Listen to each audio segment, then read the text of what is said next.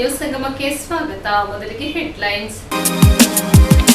ಕುಶಾಲನಗರ ಪಟ್ಟಣದ ಎಸ್ಡಿಪಿಐ ಕಚೇರಿಯಲ್ಲಿ 17ನೇ ವರ್ಷದ ಸಂಸ್ಥಾಪನಾ ದಿನವನ್ನು ಆಚರಿಸಲಾಯಿತು. ಕೆಆರ್ಪೇಟೆ ಪಟ್ಟಣದ ಜೆಎಂಎಫ್ಸಿ ನ್ಯಾಯಾಲಯದ ಆವರಣದಲ್ಲಿ ಯೋಗ ಗುರು ಅಲ್ಲಮಪ್ರಭುರವರ ಮಾರ್ಗದರ್ಶನದಲ್ಲಿ ಸಾಮೂಹಿಕ ಯೋಗ ಪ್ರದರ್ಶನ ನಡೆಯಿತು. ಕರ್ನಾಟಕ ಪ್ರದೇಶ ಯುವ ಕಾಂಗ್ರೆಸ್ ರಾಜ್ಯಾಧ್ಯಕ್ಷರಾದ ಮಂಜುನಾಥ್ ಗೌಡರು ಕುಶಾಲನಗರ ತಾಲೂಕಿಗೆ ಭೇಟಿ ನೀಡಿದ ಸಂದರ್ಭ ಭವ್ಯ ಸ್ವಾಗತ ಕೋರಲಾಯಿತು.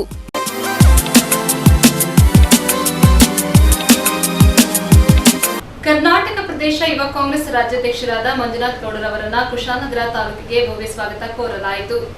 ಕರ್ನಾಟಕ ಪ್ರದೇಶ ಯುವ ಕಾಂಗ್ರೆಸ್ ರಾಜ್ಯಾಧ್ಯಕ್ಷರಾದ ನಂತರ ಇದೇ ಮೊದಲ ಬಾರಿಗೆ ಕೊಡಗು ಜಿಲ್ಲೆಗೆ ಆಗಮಿಸಿದ ಮಂಜುನಾಥ್ ಗೌಡರವರನ್ನ ಕೊಡಗು ಜಿಲ್ಲಾ ಯುವ ಕಾಂಗ್ರೆಸ್ ಉಪಾಧ್ಯಕ್ಷ ಮೈಸಿ ಕತ್ತಣ್ಣೀರ ನೇತೃತ್ವದಲ್ಲಿ ಕುಶಾಲನಗರ ಬ್ಲಾಕ್ ಯುವ ಕಾಂಗ್ರೆಸ್ ವತಿಯಿಂದ ಕೊಪ್ಪ ಗಡಿಭಾಗದ ಕಾವೇರಿ ಪ್ರತಿಮೆ ಬಳಿ ಜೆಸಿಬಿಯಲ್ಲಿ ಹೂಮಳೆ ಸುರಿಸಿ ಪಟಾಕಿ ಸಿಡಿಸಿ ಅದ್ದೂರಿಯಾಗಿ ಸ್ವಾಗತಿಸಲಾಯಿತು. ಕಾವೇರಿ ಪ್ರತಿಮೆಗೆ ಪೂಜೆ ಸಲ್ಲಿಸಿ ಮಾತನಾಡಿದ ಯುವ ಕಾಂಗ್ರೆಸ್ ರಾಜ್ಯಾಧ್ಯಕ್ಷರಾದ ಮಂಜುನಾಥ್, ಇದೇ ಮೊದಲ ಬಾರಿಗೆ ಕೊಡಗಿಗೆ ಆಗಮಿಸಲಾಗಿದ್ದು ಸರ್ಕಾರ 5 ಗ್ಯಾರಂಟಿಗಳನ್ನು ಕೊಟ್ಟಿದೆ. ದೇಶದ ಅಭಿವೃದ್ಧಿ, ಕೃಷಿ, ಜಿಡಿಪಿ ಬೆಳವಣಿಗೆಗೆ ಪಕ್ಷ ಅನೇಕ ಕೊಡುಗೆಗಳನ್ನು ನೀಡಿದೆ. ಇದನ್ನ ಪಕ್ಷದ ಯುವಕರು ಬೂತ್ ಮಟ್ಟದಲ್ಲಿ ಮನೆ ಮನೆಗೆ ತಲುಪಿಸಿ ಜನರ ಧ್ವನಿಯಾಗಬೇಕು ಎಂದರು. ಬೂತ್ ಮಟ್ಟದ ಸಂಘಟನೆಯನ್ನ ಬಲಪಡಿಸುವ ಮಹತ್ವದ ಆಶಯವನ್ನ ವ್ಯಕ್ತಪಡಿಸಿದರು. ಯುವಶಕ್ತಿ ಎಂಬ ಸದುದ್ದೇಶದೊಂದಿಗೆ ಸಂಘಟನೆಯ ತಳಮಟ್ಟದ ಬಲವರ್ಧನೆಯ ಅಗತ್ಯತೆಯನ್ನ ಒತ್ತಿ ಹೇಳಿದರು. 2028ರಲ್ಲಿ ರಾಜ್ಯದಲ್ಲಿ ಮತ್ತೆ ಕಾಂಗ್ರೆಸ್ ಸರ್ಕಾರ ಅಧಿಕಾರಕ್ಕೆ ಬರಲಿದೆ ಎಂದು ಮಂಜುನಾಥ್ ವಿಶ್ವಾಸ ವ್ಯಕ್ತಪಡಿಸಿದರು. ಯುವ ಕಾಂಗ್ರೆಸ್ ಜಿಲ್ಲಾ ಉಪಾಧ್ಯಕ್ಷ ಮೈಸಿ ಕತ್ತಣ್ಣೀರ ಮಾತನಾಡಿ, ರಾಜ್ಯದಲ್ಲಿ ಗ್ಯಾರಂಟಿ ಯೋಜನೆಗಳು ಜನರ ಬದುಕನ್ನ ಸುಧಾರಿಸಿದೆ. ಕಾಂಗ್ರೆಸ್ನ ಜನಪರವಾದ ಕಾರ್ಯಕ್ರಮಗಳ ಕುರಿತು ಜನರಲ್ಲಿ ಹೆಚ್ಚಿನ ಜಾಗೃತಿ ಮೂಡಿಸಬೇಕಿದೆ. ಮುಂಬರುವ ಸ್ಥಳೀಯ ಚುನಾವಣೆಗಳಲ್ಲಿ ಕಾಂಗ್ರೆಸ್ ಪಕ್ಷ ಆಡಳಿತದ ಚುಕ್ಕಾಣಿ ಹಿಡಿಯಲಿದೆ ಎಂದರು. ಇದೇ ಸಂದರ್ಭ ಕುಶಾಲನಗರ ಬ್ಲಾಕ್ ಯುವ ಕಾಂಗ್ರೆಸ್ ಅಧ್ಯಕ್ಷ ಚಿರಂಜೀವಿ, ಉಪಾಧ್ಯಕ್ಷರಾದ ಅರ್ಜುನ್, ಸಚಿನ್, ಕುಶಾಲನಗರ ಬ್ಲಾಕ್ ಯುವ ಕಾಂಗ್ರೆಸ್ ಪ್ರಧಾನ ಕಾರ್ಯದರ್ಶಿ ಆದಮ್ ಎಸ್, ಕುಶಾಲನಗರ ಬ್ಲಾಕ್ ಕಾಂಗ್ರೆಸ್ ಅಧ್ಯಕ್ಷರಾದ ವಿಪಿ ಶಶಿಧರ್, ನಗರ ಕಾಂಗ್ರೆಸ್ ಅಧ್ಯಕ್ಷರಾದ ಜೋಸೆಫ್ ಇಕ್ಟಸೋನ್ಸ್, ಪ್ರಮುಖರಾದ ನಯಾಜ್, ಅಪ್ಪಣ್ಣ, ರವಿ, ಚರಣ್, ಸಿದ್ದು, ಪ್ರತಾಪ್, ತೇಜು, ನಿತೀಶ್, ಸೋಮಶೇಖರ್ ಸೇರಿದಂತೆ ಮತ್ತಿತರರು ಹಾಜರಿದ್ದರು.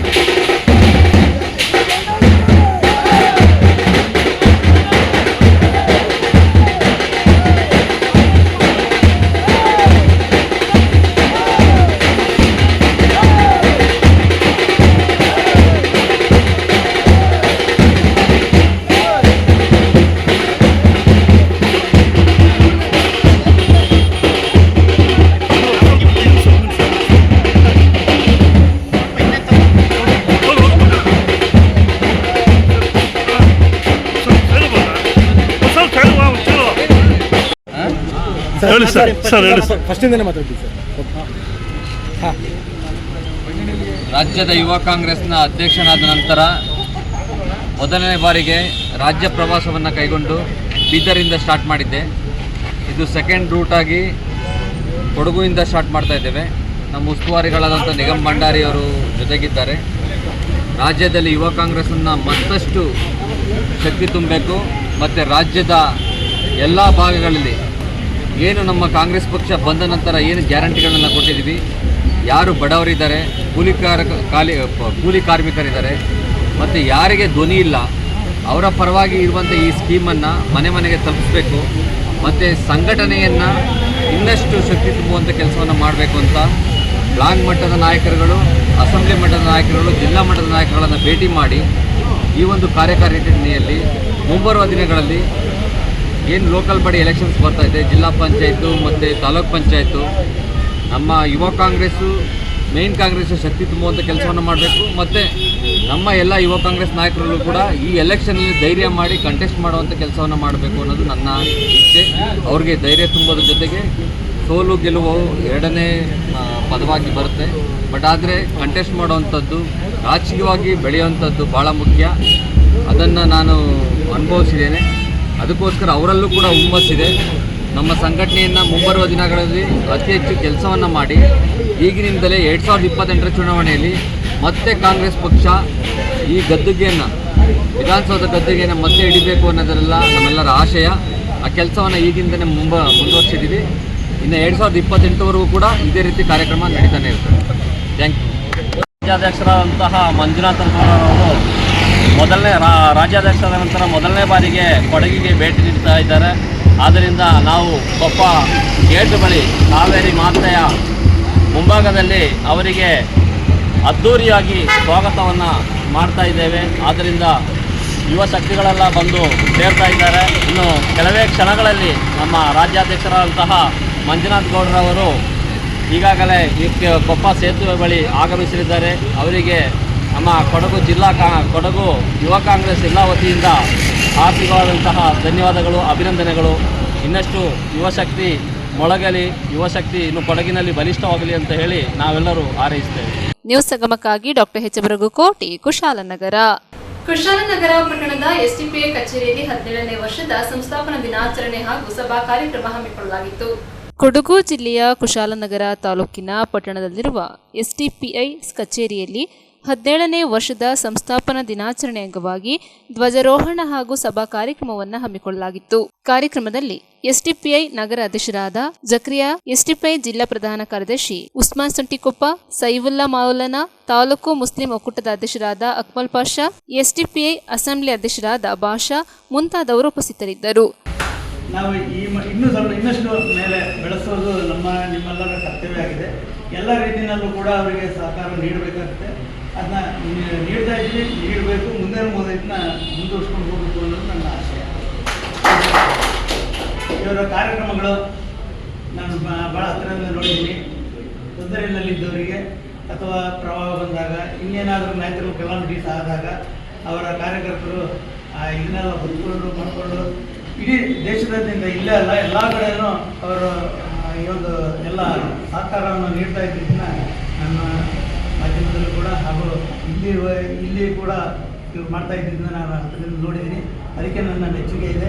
ಇದೇ ರೀತಿ ಇನ್ನೂ ಹೆಚ್ಚಿಗೆ ಇದರಲ್ಲಿ ಕೋಮು ಭಾವನೆ ಬಾರದ ರೀತಿಯಲ್ಲಿ ಎಲ್ಲ ವರ್ಗದ ಜನಗಳಿಗೂ ಕೂಡ ನಿಮ್ಮ ಸೇವೆ ನೀಡ್ತಾ ಎಲ್ಲರಲ್ಲೂ ಕೂಡ ನಮ್ಮ ಈ ಒಂದು ಪಕ್ಷದ ಬಗ್ಗೆ ಅಭಿಮಾನ ಬರೋ ರೀತಿಯಲ್ಲಿ ನಡ್ಕೊಂಡು ಮುಂದಿನ ಚೆನ್ನಾಗಿ ಮುಂದುವರಿರಿ ಅಂತ ಹೇಳ್ತಾ ನಮ್ಮ ಕರೆದು ಮಾತಾಡಲಿಕ್ಕೆ ಅವಕಾಶ ಮಾಡಿಕೊಟ್ಟು ಆಳ್ವಿಕೆಯನ್ನು ಕೊನೆ ಕಾಣಿಸ್ತೇವೆ. ಎಲ್ಲರೂ ಸೇರಿ ಗುಲಾಮಗಳು, ಉಮರಗಳು, ಜಾತಿ ಧರ್ಮ ಭೇದವಿಲ್ಲದೆ ಎಲ್ಲರೂ ಸೇರಿ ಹೋರಾಟ ಮಾಡಿ ನಾವು ಸ್ವಾತಂತ್ರ್ಯ ಸಿಗುತ್ತೆ. ಅದಾದ ನಂತರ ಇದೊಂದು ಅತ್ಯದ್ಭುತವಾಗಿರುವಂತಹ ಸುಂದರವಾಗಿರುವಂತಹ ಒಂದು ಡಾಕ್ಟರ್ ಬಿ ಆರ್ ಅಂಬೇಡ್ಕರ್ ಅವರ ನೇತೃತ್ವದಲ್ಲಿ ಒಂದು ಸಂವಿಧಾನ ರಚನೆ ಆಗುತ್ತೆ. ಆ ಒಂದು ಸಂವಿಧಾನದಲ್ಲಿ ಉದ್ದೇಶ ಎಲ್ಲರಿಗೂ ಸಹ ಒಂದು ಸ್ವಾತಂತ್ರ್ಯ, ಸ್ವಚ್ಛಂದ ಒಂದು ಬದುಕು ಕಟ್ಕೊಳ್ಬೇಕು, ಸಮಾನತೆಯ ಒಂದು ಬದುಕು ಇಲ್ಲಿ ಭಾರತ ದೇಶದಲ್ಲಿ ಪ್ರತಿಯೊಬ್ಬ ನಾಗರಿಕರಿಗೂ ಸಿಗಬೇಕು, ಇಲ್ಲಿ ಒಂದು ಸುರಕ್ಷಿತವಾದಂತಹ ಜೀವನವನ್ನು ಎಲ್ಲರೂ ಸಹ ರೂಪಿಸಿಕೊಳ್ಬೇಕು ಅನ್ನುವಂತಹ ಒಂದು ಉದ್ದೇಶ ಇಟ್ಟುಕೊಂಡು ಒಂದು ಸಂವಿಧಾನವನ್ನು ರಚನೆ ಮಾಡಲಾಗ್ತದೆ. ಅದಾದ ನಂತರ ಆ ರಚನೆಯಾದಂತಹ ಈ ಕಾನೂನನ್ನ ಇಟ್ಕೊಂಡು ಇಲ್ಲಿ ಸರ್ಕಾರಗಳ ರಚನೆ ಆಗ್ತದೆ. ಮೊದಲನೇದಾಗಿ ಹೇಳ್ಬೇಕಂದ್ರೆ ಕಾಂಗ್ರೆಸ್ ಒಂದು ಪಕ್ಷಕ್ಕೆ ಆ ಒಂದು ಅಧಿಕಾರದ ಒಂದು ರುಚಿ ಸಿಗುತ್ತೆ. ಅದರ ಒಂದು ಜವಾಬ್ದಾರಿ, ಆ ಒಂದು ಪಕ್ಷದ ಒಂದು ಜವಾಬ್ದಾರಿ, ಅದಕ್ಕಿಂತ ಮುಂಚಿತವಾಗಿ ಹಲವಾರು ಸಂದರ್ಭಗಳಲ್ಲಿ ಅವರು ತ್ಯಾಗ ಬಲಿದಾನಗಳನ್ನು ಮಾಡಿಕೊಂಡು ಅಧಿಕಾರಕ್ಕೆ ಅವರು ಬಂದಿರ್ತಾರೆ. ದೊಡ್ಡ ಜವಾಬ್ದಾರಿ. ಆ ಜವಾಬ್ದಾರಿಯನ್ನು ನಾವು ಪೂರೈಸುವಲ್ಲಿ ನಾವು ಈ ಒಂದು 75 ವರ್ಷಗಳು ಸುಮಾರು ನಾವು ನೋಡ್ತಾ ಹೋದಾಗ ಅಟ್ಟರ್ ಫೇಲ್ಯೂರ್, ಕಂಪ್ಲೀಟ್ ಆಗಿ ಒಂದು ವಿಫಲರಾಗಿರುವುದನ್ನು ನಾವು ಕಾಣ್ತಾ ಹೋಗ್ಬೋದು. ಯಾವುದೇ ರೀತಿಯಲ್ಲೂ ಸಹ, ಯಾವುದೇ ಆಂಗಲ್ ಅಲ್ಲಿ ಸಹ ನೋಡಿದ್ರು ಸಹ ಸಂವಿಧಾನದ ಆಶಯಗಳು ಇಲ್ಲ ದಲಿತರಿಗೆ ಆಗಿರ್ಬೋದು, ಆದಿವಾಸಿಗಳಿಗಾಗಿರ್ಬೋದು, ಅಲ್ಪಸಂಖ್ಯಾತರಿಗಾಗಿರ್ಬೋದು, ಬಡವರಿಗಾಗಿರ್ಬೋದು, ನಿರ್ಗತಿಕರಾಗಿರ್ಬೋದು, ಯಾರಿಗೂ ಸಹ ಆ ಏನು ಸಂವಿಧಾನದ ಉದ್ದೇಶ ಇತ್ತು ಎಲ್ಲರಿಗೂ ಸಹ ತಲುಪುವಂತಹ ಸಹ ಸಮಾನವಾದಂತಹ, ಸ್ವಚ್ಛಂದವಾದಂತಹ ಒಂದು ಹಸಿವು ಮುಕ್ತ, ಭಯಮುಕ್ತ ಒಂದು ಭಾರತ ನಿರ್ಮಾಣ ಮಾಡುವಂತಹ ಉದ್ದೇಶ ಏನಿತ್ತು ಆ ಸಂವಿಧಾನದ, ಅದು ಇಲ್ಲಿ ಇರಲಿಲ್ಲ. ಇದೊಂದು ಕಡೆ ಆದರೆ ಇನ್ನೊಂದು ಇಲ್ಲಿ ಒಂದು ಪಿತೂರಿ ಇದೆ.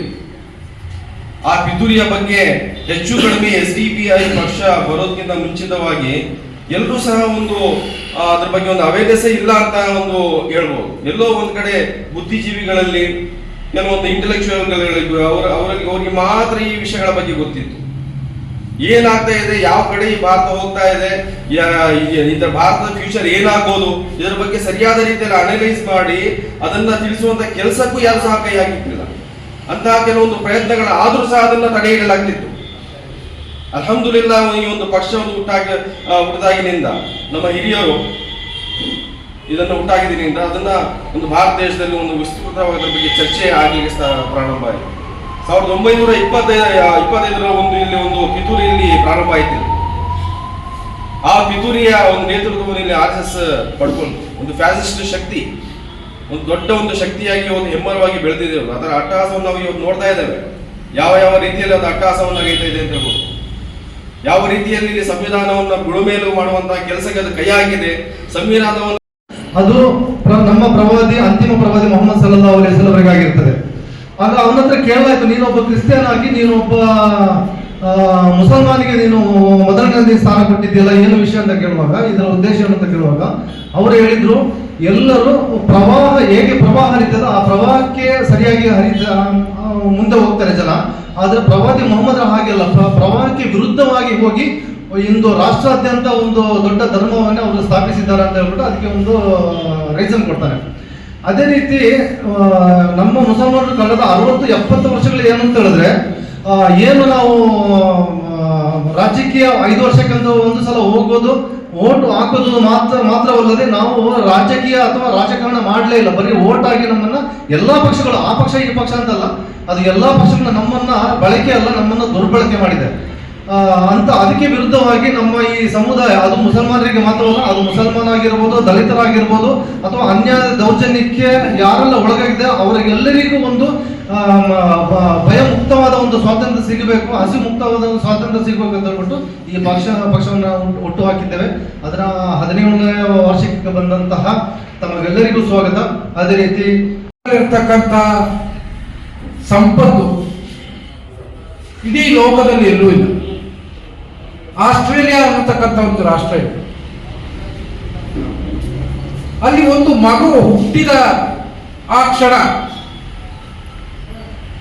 ಆ ಮಕ್ಕಳಿಗೆ ಬೇಕಾದಂತ ಎಲ್ಲ ವೈದ್ಯಕೀಯ ಸೌಲಭ್ಯಗಳು, ತದನಂತರ ಬಾಲ್ಯಾವಸ್ಥೆಗೆ ಬಂದಿರುವಂತಹ ಪ್ರಾಥಮಿಕ ಶಿಕ್ಷಣ, ತದನಂತರ ಏನು ಉನ್ನತ ಪದವಿಯನ್ನ ಪಡೆಯಲು ಬೇಕಾದಂತಹ ಸೌಕರ್ಯಗಳು, ತದನಂತರ ಅವರಿಗೆ ಉದ್ಯೋಗ, ತದನಂತರ ಮನೆ, ಸರ್ವಸ್ವವನ್ನು ಕೊಡತಕ್ಕಂಥ ಒಂದು ಸಿಸ್ಟಮ್ ಇದೆ.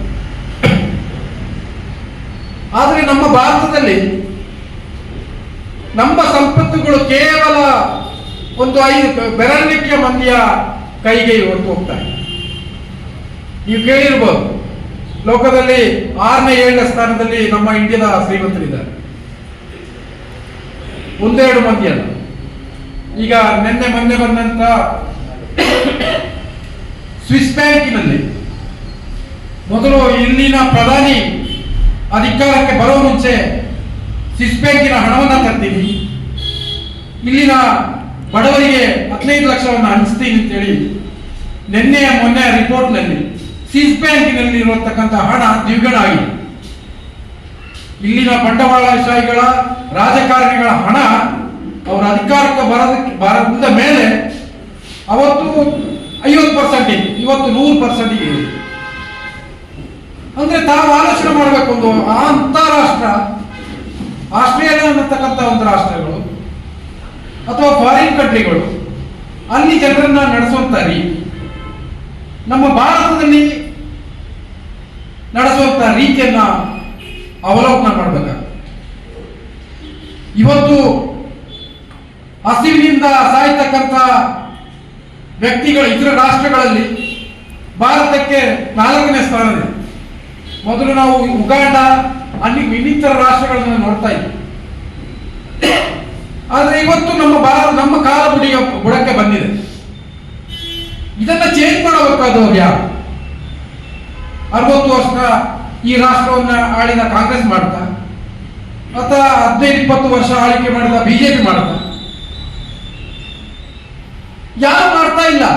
ಕೇವಲ ತನ್ನ ಮಕ್ಕಳು, ತನ್ನ ಕುಟುಂಬ, ತಾನು ಅನ್ನತಕ್ಕಂಥ ರೀತಿಯಲ್ಲಿ ಇವತ್ತು ಈ ಭಾರತದ ಸಂಪತ್ತನ್ನ ಕೊಳ್ಳೆ ಹೊಡೆದು ಸ್ವಿಸ್ ಬ್ಯಾಂಕಿನಲ್ಲಿ ಸೇರ್ಪಡೆ ಮಾಡತಕ್ಕಂಥ ಕೆಲಸವನ್ನು ಇವತ್ತಿನ ರಾಜಕಾರಣಿಗಳು ಮಾಡ್ತಾ ಇದ್ದಾರೆ. ಈ ರೀತಿ ಇರುವಾಗ ನಮ್ಮ ಹಿರಿಯರು, ಅದರಲ್ಲೂ ಭಾರತದಲ್ಲಿ ಡಾಕ್ಟರ್ ಅಂಬೇಡ್ಕರ್ ಕೊಟ್ಟಂತಹ ಸಂವಿಧಾನವನ್ನ ಕೇವಲ ತೋರ್ಪಡಿಕೆಗೆ ಮಾತ್ರ ಇಲ್ಲಿ ಉಪಯೋಗಿಸಿಕೊಂಡು ಅದನ್ನು ಮೂಲೆ ಗುಂಪು ಮಾಡತಕ್ಕಂತ ಒಂದು ವ್ಯವಸ್ಥೆ ಈ ರಾಷ್ಟ್ರದಲ್ಲಿ ನಡೀತಾ ಇದೆ.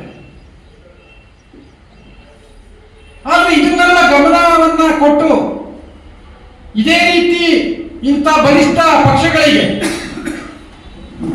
ನಾವು ಹಡಬಿಟ್ಕೊಂಡ್ರೆ ನಾವು ಪ್ರತಿ ಬಾರಿ ಇವರಿಗೆ ಓಟ್ ಹಾಕೊಂಡು ಇವ್ರನ್ನ ಅಂತ ಹೇಳಿದ್ರೆ SDP ಏನೇನು ಕೆಲಸ ಮಾಡ್ತಾ ಇದೆ, ಏನೇನು ಮಟ್ಟಿದೆ ಅನ್ನೋದನ್ನ ತುಂಬ ಜನಗಳಿಗೆ ಅರಿಯಿಲ್ಲ. ಇವತ್ತು ಇನ್ನೂ ಅರಿಬೇಕಾಗಿದೆ SDP ಏನು ಅನ್ನೋದನ್ನು. ಯಾವುದೇ ಒಂದು ಸಣ್ಣ ವಿಚಾರಗಳಾಗಲಿ, ಏನೇ ಒಂದು ಬೇರೆ ವಿಚಾರಗಳಾಗಲಿ SDP ಮುಂದೆ ನಿಂತ್ಕೊಂಡು ಕೆಲಸ ಮಾಡ್ತಾ ಇದೆ. ಇನ್ನು ಎಲ್ಲರಿಗೂ ಯಾವುದು ಈ ವಿಚಾರದಲ್ಲಿ ಎಲ್ಲರಿಗೂ ಇನ್ನೂ ಮನವರಿಕೆ ಮಾಡಿ ತಿಳಿಸಿ ಯಾವ ರೀತಿ ಏನು ಮಾಡಬೇಕು ಅನ್ನೋದನ್ನು ಇನ್ನೂ ಕೆಲಸಗಳು ತುಂಬ ಇದೆ. ಹಾಗೆ ಮತ್ತೆ ಅಧ್ಯಕ್ಷರು ತುಂಬ ಭಾಳ ಒಂದು ಗೌರವದಿಂದ ಎಲ್ಲರಿಗೂ ನಡ್ಕೊಂಡು ಒಂದು ಪ್ರೀತಿ ವಿಶ್ವಾಸದಿಂದ ಕರೆದು ಮಾತಾಡಿ ಎಲ್ಲರಿಗೂ ಕರೆದು ಭಾಳ ಉತ್ತಮವಾದ ಒಂದು ಕೆಲಸ ಮಾಡ್ಕೊಂಡು ಹೋಗ್ತಾ ಇದ್ದಾರೆ ಇಲ್ಲಿ.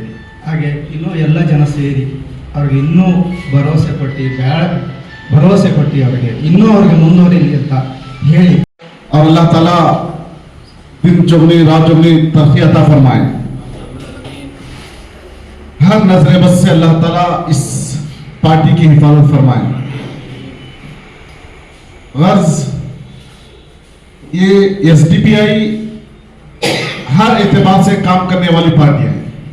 गरीबों की, मजदूरों की, यतीमों की और हर मजलूम की एक पार्टी है SDPI। आज हिंदुस्तान बहुत ही नाजुक हालातों में गुजर रहा है, बहुत ही नाजुक हालातों से गुजर रहा है हिंदुस्तान। इस मुल्क में, हमारे इस मुल्क हिंदुस्तान में हर जबान के बोलने वाले, हर किस्म के लोग रहते हैं यहां। और यहां हर एक को एक आजादी भी दी गई थी कि जो मजहब को मानने वाला है, जिसमें रहने वाला है, जो खाने वाला है, जो अपने मजहब में है, वो सारे का सारा उस आजादी के साथ इस्तेमाल कर सकता है। इसमें हिंदू, मुस्लिम, सिख, ईसाई सब बराबर है, किसी को ऊंच नीच नहीं है। ये हमारे दस्तूर में, हमारे कानून में ये क्या है, कानून बना दिया गया। हर यहाँ का बाशिंदा, हर एक रहने वाला आजादी के साथ हिंदुस्तान में जिंदगी गुजार सकता है। अपनी मन मानी, अपनी मन चाही क्या है, यहाँ पर जिंदगी गुजार सकता है। ये कानून में बता दिया गया, कानून दे दिया गया। अपने मजहब है, जो इबादतें ही वो कर सकता है। हाँ, अजान देना है, अजान दे सकता है। नमाज पढ़ना है, नमाज पढ़ सकता है। मंदिर में जाना है, जाने वाला वो अपने मजहब का मंदिर में जा सकता है। हर एक को आजादी थी। लेकिन अब ये ऐसा है क्या, एक सवाल है। अब ये ऐसा है क्या, ऐसे हालात ऐसे जो प्यार और मोहब्बत जो पहले थी, वो आज इस तरह से प्यार मोहब्बत है क्या? इन सारे सवालों का जवाब यही है कि ये वही लोग हैं जो आपस में नफरत फैलाने वाले, जो बाबा कौम गांधी जी को कत्ल किया था। ये वही लोग हैं वो जो नफरत को बढ़ावा दे रहे हैं, नफरत फैला रहे हैं, हिंदू मुस्लिम बोलकर लड़ाई लड़ा रहे हैं। आज पूरा मुल्क नफरतों से भरा पड़ा है। हाँ, बहुत सारे जो सेकुलर शहर के हैं, जो आपस में मोहब्बत चाहते हैं, इतिहाद चाहते हैं। ನ್ಯೂಸ್ ಸಂಗಮಕ್ಕಾಗಿ doctor H M Raghukoti, Kushalanagar. Mandya ಜಿಲ್ಲೆ ಶ್ರೀರಂಗಪಟ್ಟಣ ತಾಲೂಕು ಕೆಆರ್ ಸಾಗರ ಸರ್ಕಾರಿ ಪದವಿ ಪೂರ್ವ ಕಾಲೇಜು ಆವರಣದಲ್ಲಿ ಪರಿಸರ ದಿನಾಚರಣೆ ಹಾಗೂ ಕಾನೂನು ಅರಿವು ಕಾರ್ಯಕ್ರಮ ಹಮ್ಮಿಕೊಳ್ಳಲಾಗಿತ್ತು. ಮಂಡ್ಯ ಜಿಲ್ಲೆ ಶ್ರೀರಂಗಪಟ್ಟಣ ತಾಲೂಕು ಕೆಆರ್ ಸಾಗರ ಸರ್ಕಾರಿ ಪದವಿ ಪೂರ್ವ ಕಾಲೇಜು ಆವರಣದಲ್ಲಿ ಪರಿಸರ ದಿನಾಚರಣೆ ಮತ್ತು ಕಾನೂನು ಅರಿವು ಕಾರ್ಯಕ್ರಮವನ್ನು ಕರ್ನಾಟಕ ರಾಜ್ಯ ಉಚ್ಚ ನ್ಯಾಯಾಲಯದ ವಿಶ್ರಾಂತ ನ್ಯಾಯಮೂರ್ತಿ ಅರುಣ್ ನಾಗರಾಜ್ ಸಸಿ ನೆಡುವ ಮುಖಾಂತರ ಉದ್ಘಾಟಿಸಿದರು. ನಂತರ ಮಾತನಾಡಿ ಗಿಡ ಬೆಳೆಸಿ ಉಸಿರು ಹಸಿರು ಉಳಿಸಿ ಪ್ರತಿಯೊಬ್ಬ ವ್ಯಕ್ತಿಯು ತಮ್ಮ ಸ್ವಂತ ಜಾಗ ಅಥವಾ ರಸ್ತೆ ಬದಿಗಳಲ್ಲಿ ಕೆರೆ ಕಟ್ಟೆ ಖಾಲಿ ಇರುವ ಸೂಕ್ತ ಸ್ಥಳಗಳಲ್ಲಿ ಲಕ್ಷ ಫಲಕ್ಷ ಸಸಿಗಳನ್ನು ಸ್ಥಳೀಯವಾಗಿ ನೀಡುವ ಮುಖಾಂತರ ವಿದ್ಯಾರ್ಥಿಗಳು ಪರಿಸರವನ್ನು ಸಂರಕ್ಷಣೆ ಮಾಡುವಂತೆ ಮನವಿ ಮಾಡಿದರು. ಮುಖ್ಯ ಅತಿಥಿಗಳಾಗಿ ಮಾತನಾಡಿದ ರಾಷ್ಟ್ರೀಯ ಮಾನವ ಹಕ್ಕುಗಳ ತರಬೇತುದಾರ ಮಂಡ್ಯ ಜಿಲ್ಲಾ ರಾಷ್ಟ್ರೀಯ ಬಸವ ದಳದ ಅಧ್ಯಕ್ಷ ಹಿರಿಯ ವಕೀಲ ಎಂ ಗುರುಪ್ರಸಾದ್ ಮಾತನಾಡಿ, ಪ್ರಕೃತಿಯೇ ದೇವರು ಎಂಬಂತೆ ಮನುಷ್ಯ ಜೀವಂತವಾಗಿ ಇರಬೇಕಾದರೆ ಐಶ್ವರ್ಯ ಅಂತಸ್ತು ಇದ್ದರೆ ಸಾಕಾಗುವುದಿಲ್ಲ.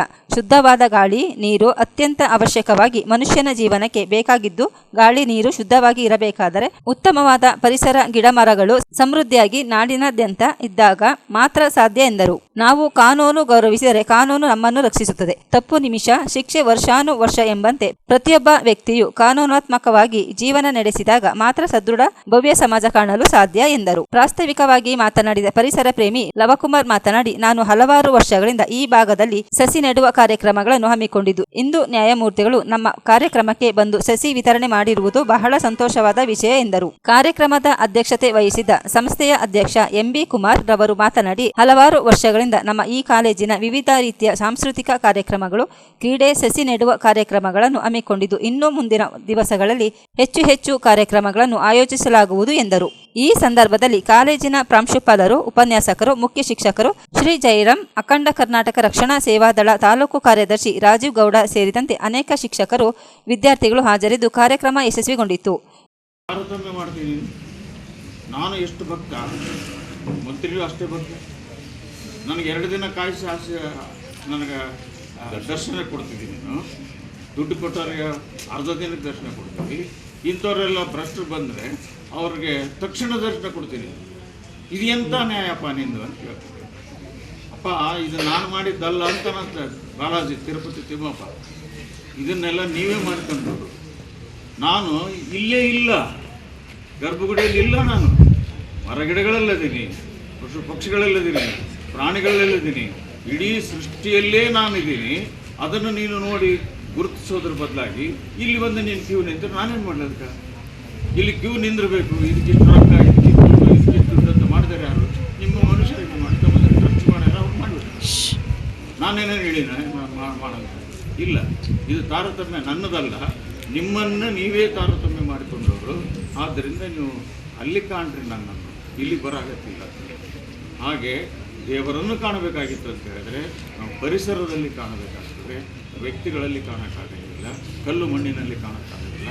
ಅದಕ್ಕೆ ಶರಣರು ಹೇಳಿದರು, ಕಲ್ಲು ದೇವರು ದೇವರಲ್ಲ, ಮಣ್ಣು ದೇವರು ದೇವರಲ್ಲ, ಮರ ದೇವರು ದೇವರಲ್ಲ. ಆದರೆ ನಾನಾರೆಂಬುದು ತಿಳಿದರೆ ನೀನೇ ದೇವರು ಅಂತ ಹೇಳ್ತಾರೆ. ಹಾಗೆ ನಾನಾರೆಂಬುದು ತಿಳಿಯಬೇಕಾಗಿತ್ತು ಅಂದರೆ ಪರಿಸರ ಏನು ಹೇಳ್ತದೆ ಅಂತ ಗೊತ್ತು ಮಾಡ್ಕೋಬೇಕು, ಅದನ್ನು ಪ್ರೀತಿಸಬೇಕು, ಅದನ್ನು ರಕ್ಷಿಸಬೇಕು. ಇಷ್ಟು ನಿಮಗೆಲ್ಲ ಹೇಳಿ ನನ್ನ ಮಾತುಗಳನ್ನು 1-2-3 ನಿಮಿಷ ಜಾಸ್ತಿ ತೊಗೊಂಡೆ ಅಂತ ಇದು ಹೀಗೆ ಕೇಳೋರು ನೀವೆಲ್ಲ ಇದ್ದಂಗೆಲ್ಲ ನಾನು ಹೇಳೋನು ಜಾಸ್ತಿ, ಕೇಳೋರಿದ್ದಂಗೆಲ್ಲ ಹೇಳೋರು ಹೆಚ್ಚಲ್ಲ. ಹಾಗೆ ಹೇಳೋರಿದ್ದಾಗ ಕೇಳೋರು ಹೆಚ್ಚಲ್ಲ, ಕೇಳೋರಿದ್ದಾಗ ಹೇಳೋರು ಹೆಚ್ಚು. ಆದ್ದರಿಂದ ನಾನು ಹೇಳಿದ ಮಾತುಗಳನ್ನು ನೀವು ನೆನಪಿನಲ್ಲಿ ಇಟ್ಕೊಳ್ರಿ, ಆಚರಣೆಯಲ್ಲಿ ಇಟ್ಕೊಳ್ರಿ, ಸಂಕಲ್ಪ ಮಾಡಿರಿ. ಅರಳಿ ನಾಗರಾಜ ನಮ್ಮ ಶಾಲೆಗೆ ಬಂದು ಏನು ಹೇಳಿದ್ರಲ್ಲ ನ್ಯಾಯವಾಗಿ, ಮುಂದೊಂದು ದಿನ ಒಂದು 25-30 ವರ್ಷ ಆದಮೇಲೆ ಆತನಂಥ ಒಂದು ಉನ್ನತ ಸ್ಥಾನಕ್ಕೆ ಹೋಗಿ ನಾವು ಇದೇ ಕಾಲೇಜಿಗೆ ಬರಬೇಕು, ಬಂದು ನಾನು ಉಪನ್ಯಾಸ ಮಾಡಬೇಕು. ಅವತ್ತಿನ ಮಕ್ಕಳು ಯಾರು ನೀವು ಕೂತಿರಲ್ಲ, ಈ ರೀತಿ ಕೂತು ನನ್ನ ಮಾತುಗಳನ್ನು ಕೇಳಬೇಕು ಅಂತ ಕನಸು ಕಾಣಬೇಕು. ಆ ಕನಸನ್ನು ನೆನಸು ಮಾಡ್ಕೋಬೇಕು. 1968ರಲ್ಲಿ ನಾನು ಫಸ್ಟ್ ಇಯರ್ BSc ಕಾಲೇಜ್ ಹೋದ ಹೊತ್ತಿನಾಗ ಅದನ್ನು ನಮ್ಮ ಮುಖ್ಯ ಅತಿಥಿಗಳೇನು ಬಂದಿದ್ದರು ವಾರ್ಷಿಕೋತ್ಸವಕ್ಕೆ, ಅವ್ರ ಮಾತುಗಳನ್ನು ಕೇಳಿದಾಗ ಪ್ರಿನ್ಸಿಪಾಲ್ ಕೂಡ ಅವ್ರನ್ನ ಬರಮಾಡ್ಕೊಂಡಿದ್ದು ನೋಡಿ, ಮುಂದೊಂದು ದಿನ ಈ ಕಾಲೇಜಿಗೆ ನಾನು ಗೆಸ್ಟಾಗಿ ಬರ್ಬೇಕಂತ ಸಂಕಲ್ಪ ಮಾಡಿದೆ. 40 ವರ್ಷಗಳ ನಂತರ ನಾನು ಹೈಕೋರ್ಟ್ ಜಡ್ಜ್ ಆದಮೇಲೆ ಒಂದು ಮುಖ್ಯವಾದ ಕಾರ್ಯಕ್ರಮಕ್ಕೆ ಯಾರನ್ನು ಕರಿಬೇಕಂತ ಯೋಚನೆ ಮಾಡಿದರೆ ಅರಳಿ ನಾಗರಾಜ್ ಅಂತ ಇದ್ನಲ್ಲ, ವಿದ್ಯಾರ್ಥಿ ಅಲ್ಲ, ನಮ್ಮ ವಿದ್ಯಾರ್ಥಿ, ಆತ ಹೈಕೋರ್ಟ್ ಜಡ್ಜ್ ಆಗಿದ್ದಾನೆ, ಆತನ ಕರೆಸೋಣ ಅಂತ ಹೇಳಿದ್ರು. ಅವತ್ತು ಹೋದೆ, ಎಲ್ಲರೂ ಭಾಳ ಗೌರವಿತವಾಗಿ ನನ್ನ ಬರಮಾಡಿಕೊಂಡ್ರು. ನನಗಿಂತ ಹೆಚ್ಚಿನ ವಯಸ್ಸಿನವರು ಸಹಿತ ಭಾಳ ಪ್ರೀತಿಯಿಂದ ಅವಾಗ ನನಗೇನು ಅನಿಸಿತು, 40 ವರ್ಷಗಳ ಹಿಂದೆ ನಾನು ಮಾಡಿದ ಸಂಕಲ್ಪ, ಕಂಡ ಕನಸು ಇವತ್ತು ನೆನಸು ಮಾಡಿದೆಯಲ್ಲ ಅಂತ ಹೇಳಿ ಭಗವಂತನಿಗೆ ಕೃತಜ್ಞತೆ ಹೇಳಿ 1 ಗಂಟೆ ಮಾತಾಡಿ ಎಲ್ಲ ಮಕ್ಕಳನ್ನು ಮಾತಾಡಿಸಿ ನಾನು ಬರಮಾಡಿಕೊಂಡು ಅವ್ರ ಹೃದಯದಲ್ಲಿ ಉಳ್ಕೊಂಡೆ. ಅವರಿಗೆ ಅದರಿಂದ ಅಂಥ ಸಂಕಲ್ಪ ನೀವು ಮಾಡಿರಿ. ಒಂದು ಹಂತಕ್ಕೆ ಬಂದಾಗ ಸಾಧನೆ ಮಾಡಿ ಈ ಶಾಲೆಗೆ ಬರ್ರಿ, ಈ ಕಾಲೇಜಿಗೆ ಬರ್ರಿ, ಬಂದು ನನ್ನ ಹಾಗೆ ಮಾತನಾಡಿ ಅಂತ ನಿಮಗೆ ಶುಭ ಹಾಗೆ. ನಾನು ಅದ್ರ ಜೊತೆಗೆ ನಾನು ಪ್ರಿನ್ಸಿಪಾಲ್ ಹತ್ರ ನಾನು 2 ನಂಬರ್ ಕೊಟ್ಟಿರ್ತೀನಿ.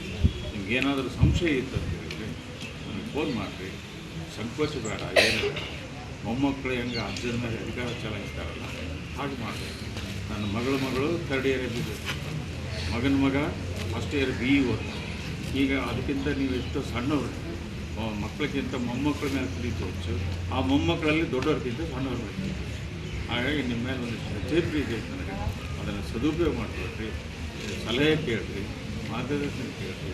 ನನಗೇನು ಗೊತ್ತಾಗ್ತದೆ ಹೇಳ್ತೀನಿ ನಾನು. ಆದರೆ ಅಂಥ ಒಂದು ಅವಕಾಶ ಬಳಸ್ಕೊಳ್ರಿ. ನಾನು ಯಾವಾಗ ಹೋಗ್ಬೋದು, ಹೋದ್ಮೇಲೆ ಸಿಗೋಂಗಿಲ್ಲ. ಆದ್ದರಿಂದ ಹೋಗೋದೊಳಗಾಗಿ ನೀವು ಅದನ್ನು ಉಪಯೋಗ ಮಾಡಿಕೊಡ್ರಿ ಹೇಳ್ತಾ ನಿಮ್ಮ ಈ ಕಾಲೇಜಿನ ಪ್ರಿನ್ಸಿಪಾಲ್ಗಳು ಎಲ್ಲ ಉಪಾಧ್ಯಾಯಗಳಲ್ಲಿ ಅನಂತ ಕೃತಜ್ಞತೆ ನಾನು ಸಲ್ಲಿಸ್ತೇನೆ. ನಿಮಗೂ ನನ್ನ ಕೃತಜ್ಞತೆ ಸಲ್ಲಿಸಿ ಮಕ್ಕಳು ಸೇರ್ಕೊತಾರೆ. ಎಲ್ಲ ಜಾತಿ ಧರ್ಮ ವರ್ಣ ಭೇದ ಇಲ್ಲದೆ ಶ್ರೀಮಂತ ಬಡವ ಎಲ್ಲ ಕಾಯಕ ಮಾಡ್ತಕ್ಕಂಥ ಎಲ್ಲ ಮಾನವರು ಸೇರಿ ನಿಮ್ಮ ಶಿಕ್ಷಕರು ಸೇರ್ಕೊತಾರೆ, ಪ್ರಾಂಶುಪಾಲರು ಸೇರ್ಕೊತಾರೆ, ನಾನು ಸೇರ್ಕೊತೀನಿ, ಸಾಹೇಬರು ಸೇರ್ತಾರೆ. ಎಲ್ಲರೂ ನಾವೆಲ್ಲ ಮೊದಲು ಯಾರು ಮಾನವರು ಅಲ್ವೇ? ಆ ದಯವೇ ಧರ್ಮದ ಮೂಲವಯ್ಯ ಅಂತ ಅಲ್ವಾ? ಧರ್ಮದ ಮೂಲ ಯಾವುದು ಅಂತ ಆದರೆ ಯಾವುದು? ದಯೆ ಅಂತಕ್ಕಂಥದ್ದು, ಕೈಂಡ್ನೆಸ್ ಅಂತಕ್ಕಂಥದ್ದು ಅಲ್ವಾ? ನಮ್ಮಲ್ಲಿ ಒಂದು ದಯೆ ಅಂತಕ್ಕಂಥದ್ದು ಇದ್ರೆ ಅದೇ ಧರ್ಮದ ಮೂಲ ಅಂತಕ್ಕಂಥದ್ದು. ಹಾಗಾಗಿ ಭಾಳ ವಿಶೇಷವಾಗಿ ಮಾನ್ಯ ನ್ಯಾಯಮೂರ್ತಿಗಳು ಅವರು ಕರ್ನಾಟಕ ರಾಜ್ಯಾದ್ಯಂತ ಅವರು ಸರ್ವಿಸಲ್ಲಿ ಇದ್ದಾಗಲೂ ಸಹ ಇಡೀ ಕರ್ನಾಟಕ ರಾಜ್ಯದ 31 ಜಿಲ್ಲೆಗಳಲ್ಲಿ ಹೋಗಿ ಕಾನೂನು ಜನಸಾಮಾನ್ಯರಿಗೆ ಕಾನೂನು ಅರಿವು ಮತ್ತು ನೆರವು ಅಂತಕ್ಕಂಥದ್ದಾಗ್ಬೋದು, ಮಕ್ಕಳ ಹಕ್ಕುಗಳಾಗಿರ್ಬೋದು, ವಯೋವೃದ್ಧರ ಹಕ್ಕುಗಳಾಗಿರ್ಬೋದು, ಹೀಗೆ ಎಲ್ಲ ಮತ್ತು ಶಿಕ್ಷಕರ ಹಕ್ಕುಗಳಾಗಿರ್ಬೋದು, ಎಲ್ಲನೂ ಅವರು ಕಡಿಮೆ ಅಂದರೂ ಸಹ 31 ಜಿಲ್ಲೆಯಲ್ಲಿ ಸುಮಾರು ಅವರ ಜೀವಿತಾವಧಿಯಲ್ಲಿ ಒಂದು 50,000 ಹಳ್ಳಿಯನ್ನು ಸುತ್ತಾಡಿದ್ದಾರೆ. ಎಷ್ಟು ಹಳ್ಳಿ? ನೀವೆಷ್ಟು ಹಳ್ಳಿ ಸುತ್ತಾಡಿದ್ದೀರಿ? ನಿಮ್ಮೂರೊಂದು, KRS ಒಂದು, ಅಮ್ಮ ಶ್ರೀರಂಗಪಟ್ಟಣ ಒಂದು, ಮೈಸೂರು ಒಂದು, ಆಮೇಲೆ ನೆಂಟರ ಮನೆಗೆ ಹೋಗಿದ್ದಾರೆ ಕುಮಾರಣ್ಣ, ಮಂಡ್ಯ ಜಿಲ್ಲೆ ಒಂದು, ವಿಧಾನಸೌಧ ನೋಡೋದು ಬೆಂಗಳೂರು ಒಂದು ಅಲ್ವಾ? ಒಂದು 20 ಹಳ್ಳಿ. ಆದರೆ ಸಾಹೇಬರು ಎಷ್ಟು ಹಳ್ಳಿ ಸುತ್ತಾಡಿದ್ದಾರೆ? ಸುಮಾರು 50,000 ಹಳ್ಳಿಯನ್ನು ಸುತ್ತಾಡಿ ಜನಸಾಮಾನ್ಯರಿಗೆ ಕಾನೂನು ಅರಿವು ಮತ್ತು ನೆರವನ್ನು ಕೊಟ್ಟಿದ್ದಾರೆ. ಅವರು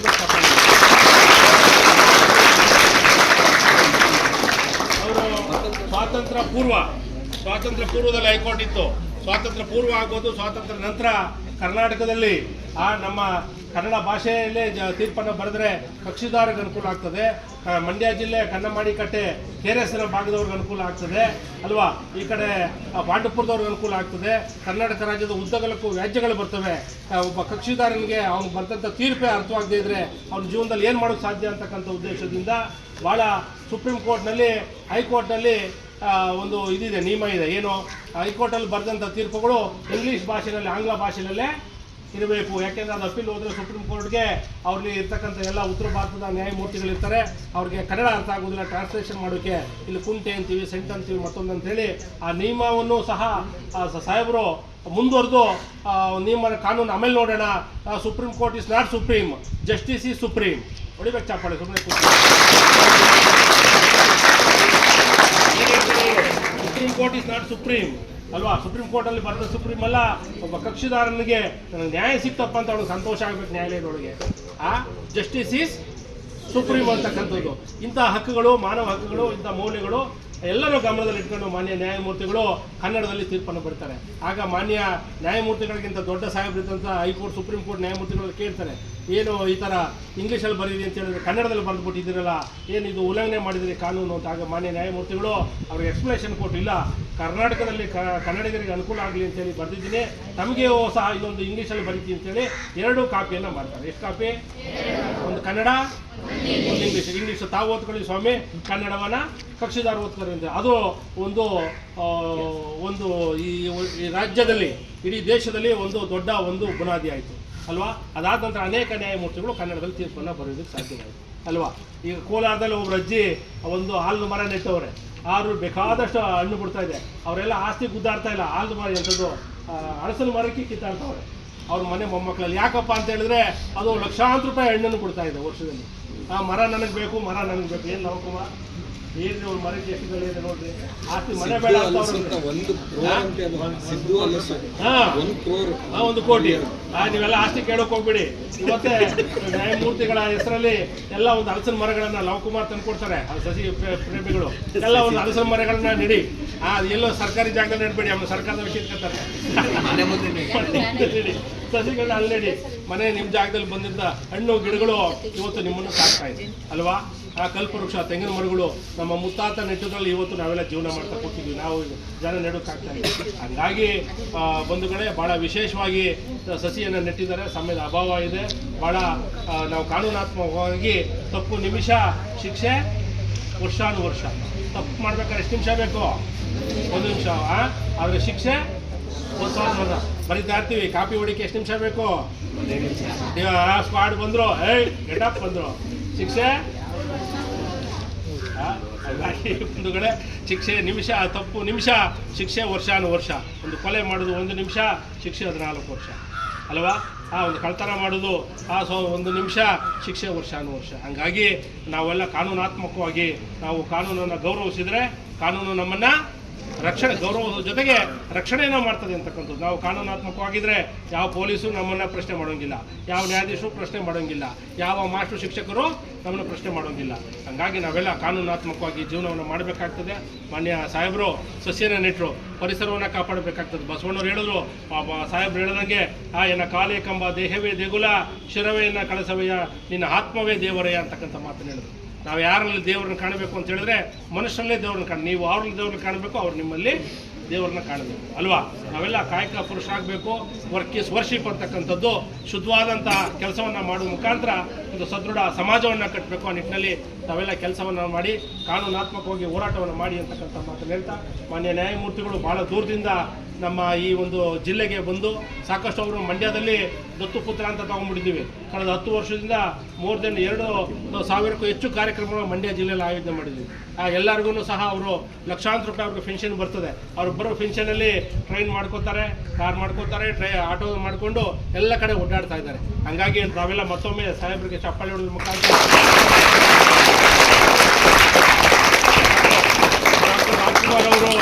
ಡಾಕ್ಟರ್ ರಾಜ್ಕುಮಾರ್ ಅವರು ಬರೀ ನೇತ್ರದಾನ ಮಾಡಿದ್ರು, ಆದರೆ ಇವರು ಮುಂದುವರೆದು ಇನ್ನೂ ಇಡೀ ಇವ್ರ ದೇಹವನ್ನೇ ದಾನ ಮಾಡಿದ್ದಾರೆ.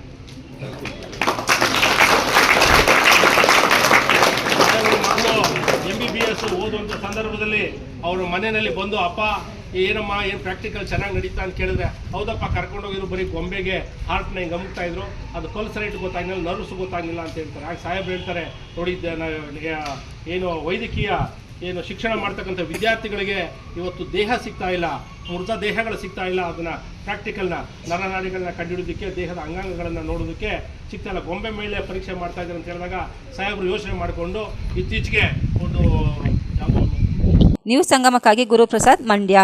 ಕುಶಾಲನಗರ ತಾಲೂಕಿನ ಕೂಡಿಗೆ ಸೈನಿಕ ಶಾಲೆಯಲ್ಲಿ ಅಂತಾರಾಷ್ಟ್ರೀಯ ಯೋಗ ದಿನವನ್ನು ಅರ್ಥಪೂರ್ಣವಾಗಿ ಆಚರಿಸಿದರು.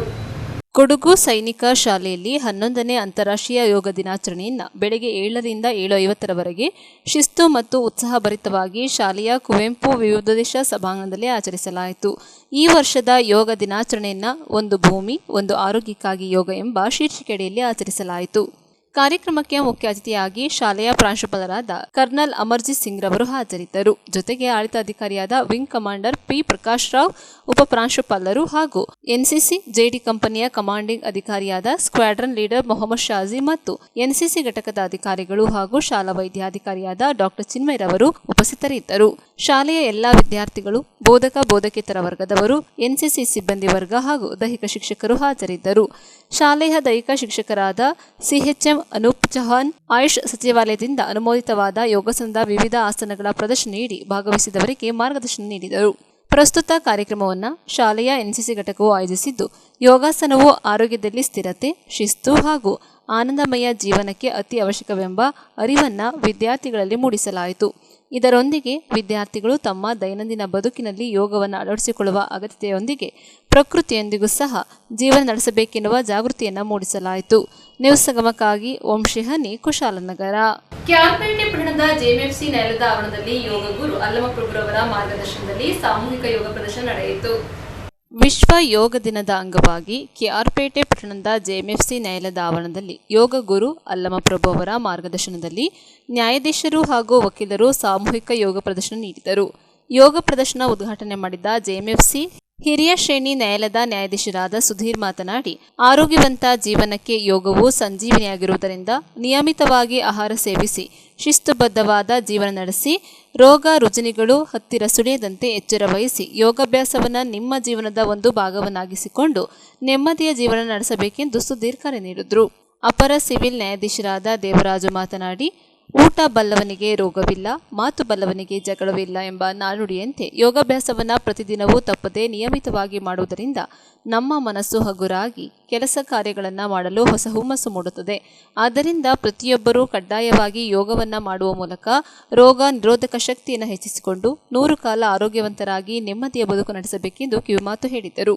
ಅಪರ ಸಿವಿಲ್ ನ್ಯಾಯಾಧೀಶರಾದ ಅರ್ಪಿತಾ, ಪಾರ್ವತಿ, ವಕೀಲರ ಸಂಘದ ಅಧ್ಯಕ್ಷರಾದ ಎಂಆರ್ ನಾಗೇಗೌಡ, ಕಾರ್ಯದರ್ಶಿ ಸಾದುಗೋನಹಳ್ಳಿ ಮಂಜೇಗೌಡ, ಹಿರಿಯ ವಕೀಲರಾದ ಜಿಆರ್ ಅನಂತರಾಮಯ್ಯ ಸೇರಿದಂತೆ ತಾಲೂಕಿನ ವಕೀಲರು, ವಕೀಲರ ಸಂಘದ ಪದಾಧಿಕಾರಿಗಳು, ನ್ಯಾಯಾಲಯದ ಸಿಬ್ಬಂದಿಗಳು ವಿಶ್ವ ಯೋಗ ದಿನದ ಕಾರ್ಯಕ್ರಮದಲ್ಲಿ ಭಾಗವಹಿಸಿದ್ದರು. ಇದೇ ಸಂದರ್ಭದಲ್ಲಿ ಯೋಗ ಗುರು ಅಲ್ಲಮಪ್ರಭು ಅವರನ್ನು ನ್ಯಾಯಾಧೀಶರು, ವಕೀಲರು ಸನ್ಮಾನಿಸಿ ಗೌರವಿಸಲಾಯಿತು.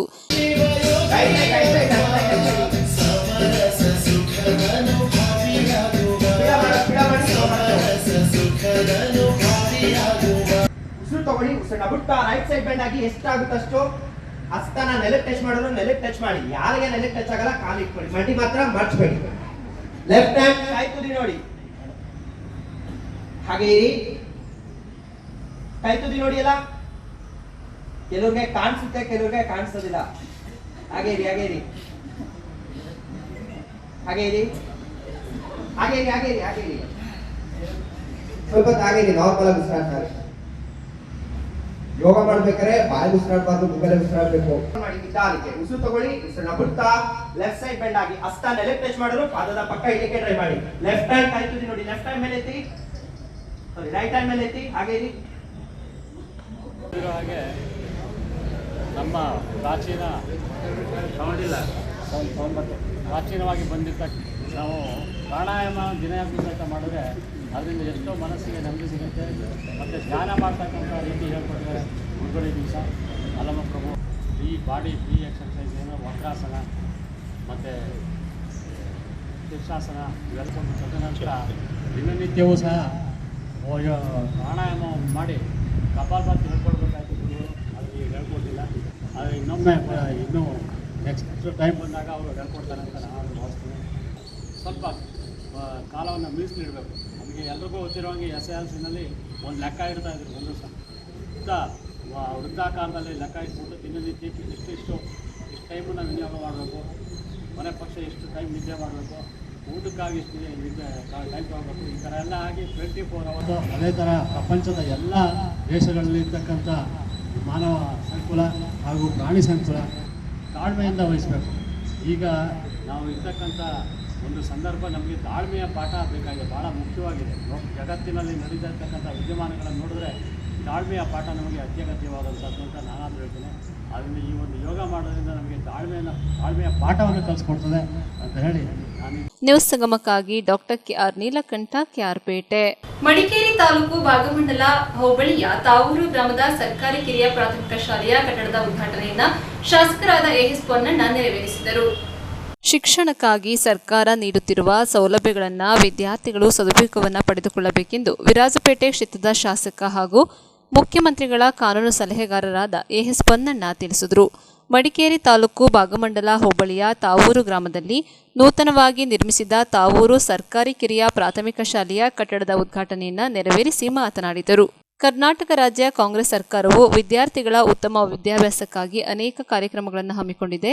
ಅದರಲ್ಲೂ ವಿಶೇಷವಾಗಿ ಗ್ರಾಮೀಣ ಪ್ರದೇಶದ ವಿದ್ಯಾರ್ಥಿಗಳಿಗೆ ಯಾವುದೇ ಕಾರಣಕ್ಕೂ ವಿದ್ಯಾಭ್ಯಾಸದಲ್ಲಿ ಅನ್ಯಾಯ ಆಗಬಾರದು ಎಂಬ ಉದ್ದೇಶದಿಂದ ಸಕಲ ಸವಲತ್ತುಗಳನ್ನು ಕಲ್ಪಿಸಲು ಬದ್ಧವಾಗಿದೆ. ವಿದ್ಯಾರ್ಥಿಗಳು ಇದರ ಸದುಪಯೋಗವನ್ನು ಪಡೆದುಕೊಂಡು ತಮ್ಮ ಉತ್ತಮ ಭವಿಷ್ಯಕ್ಕಾಗಿ ವಿದ್ಯಾರ್ಜನೆಯಲ್ಲಿ ತಮ್ಮನ್ನು ತೊಡಗಿಸಿಕೊಳ್ಳಬೇಕು ಎಂದರು. ಇದೇ ಸಂದರ್ಭದಲ್ಲಿ ನಾಪೋಕ್ಲು ಬ್ಲಾಕ್ ಕಾಂಗ್ರೆಸ್ ಅಧ್ಯಕ್ಷರಾದ ಇಸ್ಮಾಯಿಲ್, ವಲಯ ಅಧ್ಯಕ್ಷರಾದ ಕೋಳಿಬೈಲು ವೆಂಕಟೇಶ್, ಕೆಡಿಪಿ ಸದಸ್ಯರಾದ ಬಾಚಮಂಡ ಲವಚಿನ್ನಪ್ಪ, ಗ್ಯಾರಂಟಿ ಅನುಷ್ಠಾನದ ಉಪಾಧ್ಯಕ್ಷರಾದ ಗಿರೀಶ್, ರಮನಾಥ್ ಬೇಕಲ್, ಹರ್ಷ, ಪ್ರಕಾಶ್, ಪಕ್ಷದ ಮುಖಂಡರು, ಇಲಾಖೆಯ ಅಧಿಕಾರಿಗಳು ಹಾಗೂ ಗ್ರಾಮಸ್ಥರು ಉಪಸ್ಥಿತರಿದ್ದರು. ಶಾಲೆ ನಡೀಲಿಕ್ಕೆ ಸಾಧ್ಯ ಇಲ್ಲ. ಪೋಷಕರು ಅದಕ್ಕೆ ಮಕ್ಕಳನ್ನು ಶಾಲೆಗಳಿಗೆ ಕಳಿಸ್ಲಿಕ್ಕೆ ಸ್ವಲ್ಪ ಹೆಚ್ಚು ಶ್ರಮೆ ಆಗುತ್ತೆ. ಆದರೆ ಆ ಶ್ರಮೆ ಪಟ್ಟರೆ ನಮ್ಮ ಮಕ್ಕಳ ಭವಿಷ್ಯ ರೂಪಿಸಲಿಕ್ಕೆ ಸಾಧ್ಯ. ಮತ್ತು ಸರ್ಕಾರಿ ಶಾಲೆಯಲ್ಲಿ ಹೋಗಿ ಏನು ಮಾಡ್ತಾರೆ ಇಂಥೆಲ್ಲವಂಥ ಭಾವನೆ ಕಲ್ಪನೆಗಳು ಕೂಡ ಕಟ್ಕೋಬಾರ್ದು. ನಾನು ಕನ್ನಡ ಮಾಧ್ಯಮದಲ್ಲಿ ಸರ್ಕಾರಿ ಶಾಲೆಯಲ್ಲಿ ಬೆಂಗಳೂರಿನಲ್ಲಿದ್ದೆ. ಸರ್ಕಾರಿ ಶಾಲೆಯಲ್ಲಿ 2ನೇ ತರಗತಿ 3ನೇ ತರಗತಿ ಮತ್ತು 4ನೇ ತರಗತಿ ಓದಿದ್ದೆ. ಮತ್ತು ನನ್ನ ಪೂರ್ಣ ವಿದ್ಯಾಭ್ಯಾಸ ಅಂದರೆ ಕಾನೂನು ಪದವಿಯನ್ನು ಸರ್ಕಾರಿ ಕಾನೂನು ಕಾಲೇಜಿನಲ್ಲೇ ಪಡೆದಿದ್ದೆ. ನನ್ನ ಕೊನೆ 5th ಇಯರ್ ಅಂದರೆ ಫೈನಲ್ ಇಯರ್ನಲ್ಲಿ ನಾನು 350 ರೂಪಾಯಿ ಶುಲ್ಕವನ್ನು ಕಟ್ಟಿ ನನ್ನ ವಿದ್ಯಾಭ್ಯಾಸವನ್ನು ಮುಗಿಸಿದೆ. ಅದರಿಂದ ಯಾವುದೇ ಶಾಲೆಯಲ್ಲಿ ಓದಿ ಯಾವುದೇ ಕಾಲೇಜಿನಲ್ಲಿ ಓದಿ ಮಕ್ಕಳು ಶಿಕ್ಷಣವನ್ನು ಪಡ್ಕೋಬೇಕು. ಆಗ ಅವರು ಒಳ್ಳೆ ಭವಿಷ್ಯವನ್ನು ರೂಪಿಸ್ಕೊಳ್ಳೋದಕ್ಕೆ ನಾವು ದಾರಿ ಮಾಡಿಕೊಟ್ಟಂಗಾಗುತ್ತೆ. ಆ ಕೆಲಸಕ್ಕೆ ತಾವೆಲ್ಲ ಕೂಡ ಸೇರಿ ಪ್ರೋತ್ಸಾಹ ನೀಡಿದ್ದೀವಿ. ತಮ್ಮೆಲ್ಲರಿಗೂ ಧನ್ಯವಾದಗಳನ್ನು ಹೇಳ್ತೀನಿ. ಮತ್ತು ಭಾಗಮಂಡಲ ಗ್ರಾಮ ಪಂಚಾಯತ್ ವ್ಯಾಪ್ತಿಯಲ್ಲಿ ಕುಡಿಯುವ ನೀರಿನ ಸಮಸ್ಯೆಯಿಂದ ಹಿಡಿದು ಹಲವಾರು ಅಭಿವೃದ್ಧಿ ಕಾಮಗಾರಿಗಳಿಗೆ ನಾವು ಚಾಲನೆಯನ್ನು ಕೊಟ್ಟು ಪೂರ್ಣ ಕೂಡ ಕೊಂಡಿದ್ದೇವೆ. ರಸ್ತೆ ಕಾಮಗಾರಿ ಇರ್ಬೋದು, ವಿದ್ಯುತ್ ಶಕ್ತಿ ಇರ್ಬೋದು, ಮತ್ತು ಕುಡಿಯೋ ನೀರೇ ಇರ್ತಾರೆ. 1 ಕೋಟಿಗಿಂತ ಹೆಚ್ಚು ಈ ಕಳೆದ ವರ್ಷದಿಂದ ನಾವು ಇಲ್ಲಿಗೆ ಕೊಟ್ಟಿದ್ದೀವಿ. ಮತ್ತು PWD ರಸ್ತೆ, ಇಲ್ಲಿ ಭಾಗಮಂಡಲ ದೇವಸ್ಥಾನದ ಅಭಿವೃದ್ಧಿ, ತಲಕಾವೇರಿ ಅಭಿವೃದ್ಧಿ ಮತ್ತು ಮೇಲ್ಸೇತುವೆಯ ಕಾಮಗಾರಿಯನ್ನು ಪೂರ್ಣಗೊಳಿಸಿರೋದು. ಈಗ ಯಾತ್ರಿಗಳಿಗೆ ಮತ್ತು ಇಲ್ಲಿಯ ಅರ್ಚಕರಿಗೆ ಇರುವಂಥ ವಸತಿಗೃಹ, ಮೇಲ್ಗಡೆ ಇರುವಂಥ ಭಂಡಾರ ಎಲ್ಲವೂ ನೂತನವಾಗಿ ನಿರ್ಮಾಣ ಆಗ್ತಾಯಿರೋ ತಾವು ನೋಡ್ತಾ ಇದ್ದೀವಿ. ಆದರೂ ಎಲ್ಲವನ್ನು ಬಗೆಹರಿಸಲಿಕ್ಕಾಗಲ್ಲ. ಈಗ ಇವತ್ತು ಶಾಲೆಯ ಕಾರ್ಯಕ್ರಮಕ್ಕೆ ಬಂದಿದ್ದೆ, ರಸ್ತೆಗೆ 40 ಅರ್ಜಿ ಬಂದಿದೆ. 40 ರಸ್ತೆಗೆ ನೀವು ಕನಿಷ್ಠ 5 ಲಕ್ಷ ಇಟ್ಟು ಅಂದರೆ 2 ಕೋಟಿ ಇತ್ತು ಶಾಲೆ ಕಾರ್ಯಕ್ರಮದಲ್ಲಿ. ಮತ್ತು ಇಂಜಿನಿಯರಿಂಗ್ಗಳಿಂದ ಬರುವಂಥದ್ದು, ಹೋದಂಥ ಎಲ್ಲ ಕಾರ್ಯಕ್ರಮದಲ್ಲಿ ಬರೋದಂದರೆ ಲೆಕ್ಕನೇ ಇಲ್ಲ. ಆದರೆ ಅದಕ್ಕೆಲ್ಲವನ್ನು ಮಾಡುವಂಥದ್ದು ಪ್ರಯತ್ನ ಪ್ರಾಮಾಣಿಕವಾಗಿ ಮಾಡೇ ಮಾಡ್ತೀವಿ. ಇಷ್ಟೆಷ್ಟಾಗುತ್ತೆ ಹಂತ ಹಂತವಾಗಿ ಬಗೆಹರಿಸೋಣ. ಇನ್ನು ಅವಧಿ ಕೂಡ ಇದೆ. ಮುಂದಕ್ಕೆ 3 ವರ್ಷ ನಮ್ಮ ಸರ್ಕಾರ ಇರ್ತದೆ, ನಾನು ಇರ್ತೀನಿ. ತಾವೆಲ್ಲ ಕೂಡ ಜೊತೆಗೆ ಸಹಕರಿಸಿ ಅಭಿವೃದ್ಧಿ ಕೆಲಸಗಳನ್ನು ಮಾಡೋಣ. ಎಲ್ಲರೂ ಸೇರಿ ಯಾವುದೇ ರಾಜಕಾರಣಕ್ಕೆ ಅವಕಾಶ ಬೇಡ. ಜಾತಿ ಧರ್ಮ ಈ ಆಧಾರದಲ್ಲಿ ಜನರನ್ನು ನಿಲ್ಲಿಸೋದು ಬೇಡ. ರಸ್ತೆ ಕೊಟ್ಟರೆ ಯಾರು BJPನವರು ಹೋಗ್ತಾರೆ, JDS ಅವರು ಹೋಗ್ತಾರೆ, ಕಾಂಗ್ರೆಸ್ನವರು ಹೋಗ್ತಾರೆ. ಕುಡಿಯೋ ನೀರು ಕೊಟ್ಟರೆ ಎಲ್ಲರೂ ಕುಡಿತಾರೆ. ಹಿಂದೂಗಳು ಕುಡಿತಾರೆ, ಮುಸಲ್ಮಾನರು ಕುಡಿತಾರೆ, ಕ್ರೈಸ್ತರು ಕುಡಿತಾರೆ, ಗೌಡರು ಕುಡಿತಾರೆ, ಕೊಡೋರು ಕುಡಿತಾರೆ, ದಲಿತರು ಕುಡಿತಾರೆ, ಬ್ರಾಹ್ಮಣರು ಕುಡಿತಾರೆ. ನ್ಯೂಸ್ ಸಂಗಮಕ್ಕಾಗಿ ದುಗ್ಗಳ ಸದಾನಂದ ನಾಪೋಕ್ಲು. ಕ್ಯಾರ್ಪೇಟೆ ಪಟ್ಟಣದ ಮಲ್ಲಿಕಾರ್ಜುನ ಚಾರಿಟೇಬಲ್ ಟ್ರಸ್ಟ್ ಕಚೇರಿ ಆವರಣದಲ್ಲಿ ವಿಶ್ವ ಯೋಗ ದಿನದ ಅಂಗವಾಗಿ ಸಾಮೂಹಿಕ ಯೋಗ ಪ್ರದರ್ಶನ ನಡೆಯಿತು. ಯೋಗದಿಂದ ಆರೋಗ್ಯವಂತ ಜೀವನಕ್ಕಾಗಿ ಪ್ರತಿದಿನವೂ ತಪ್ಪದೆ ಯೋಗ ಮಾಡಬೇಕು ಎಂದು ಸಮಾಜ ಸೇವಕ ರಾಜ್ಯ RTO ಅಧಿಕಾರಿಗಳ ಸಂಘದ ಅಧ್ಯಕ್ಷ ಮಲ್ಲಿಕಾರ್ಜುನ ಹೇಳಿದರು. ಇಂದು ವಿಶ್ವ ಯೋಗ ದಿನದ ಅಂಗವಾಗಿ ಪಟ್ಟಣದ ಮಲ್ಲಿಕಾರ್ಜುನ ಚಾರಿಟಬಲ್ ಟ್ರಸ್ಟ್ ಕಚೇರಿ ಆವರಣದಲ್ಲಿ ನಡೆದ ಸಾಮೂಹಿಕ ಯೋಗ ಪ್ರದರ್ಶನದಲ್ಲಿ ಭಾಗವಹಿಸಿ ಮಾತನಾಡಿದರು. ಇಂದು ಭಾರತ ದೇಶ ಮಾತ್ರವಲ್ಲದೆ ವಿಶ್ವಾದ್ಯಂತ ಯೋಗ ದಿನವನ್ನು ಆಚರಿಸಲಾಗುತ್ತಿದೆ. ವಿಶ್ವ ಯೋಗ ದಿನಕ್ಕೆ ಗರಿ ಮೂಡಿಸುವ ದಿಕ್ಕಿನಲ್ಲಿ ಸಾಮೂಹಿಕ ಯೋಗ ಪ್ರದರ್ಶನಗಳು ದೇಶಾದ್ಯಂತ ನಡೆಯುತ್ತಿವೆ. ಅಂತೆಯೇ ಯೋಗ ಗುರುಗಳಾದ ಅಲ್ಲಮ ಪ್ರಭುರವರ ನೇತೃತ್ವದಲ್ಲಿ ನಾವು ಸಾಮೂಹಿಕ ಯೋಗ ಪ್ರದರ್ಶನ ನೀಡುವ ಯೋಗದ ಹಿರಿಮೆಯನ್ನು ಸಾರಿ ಹೇಳುವ ಪ್ರಾಮಾಣಿಕ ಪ್ರಯತ್ನ ಮಾಡಿದ್ದೇವೆ ಎಂದರು. ಯೋಗ ಪಟುಗಳಾದ ಬೆಳ್ಳೆಕೆರೆ ಮಂಜುನಾಥ್, ರಂಗಸ್ವಾಮಿ, ಕಸಾಪ ಮಾಜಿ ಅಧ್ಯಕ್ಷರಾದ ಹರಿಚರಣ್, ತಿಲಕ್, KR ನೀಲಕಂಠ, K ಗಾಳೆಗೌಡ, ರಂಗನಾಥ್, ಸುಕನ್ಯಾ, ನಾಗರತ್ನಮ್ಮ, ಸುಬ್ಬಣ್ಣ, ಬಸವಣ್ಣ, ಗಂಜಿಗೆರೆ ಮಹೇಶ್, ದೀಪ, ಹೊಸವಳಲು ರಘು, ಕಾಮನಹಳ್ಳಿ ಮಂಜುನಾಥ್ ಸೇರಿದಂತೆ ನೂರಾರು ಜನರು ಶಿಸ್ತುಬದ್ಧವಾಗಿ ಯೋಗ ಪ್ರದರ್ಶನ ನೀಡಿದರು.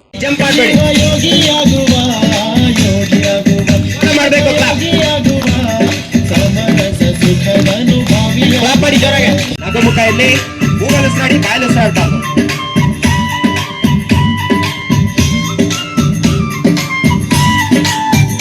ಸ್ವಲ್ಪ ಸ್ಪೀಡ್ ಮಾಡಿ.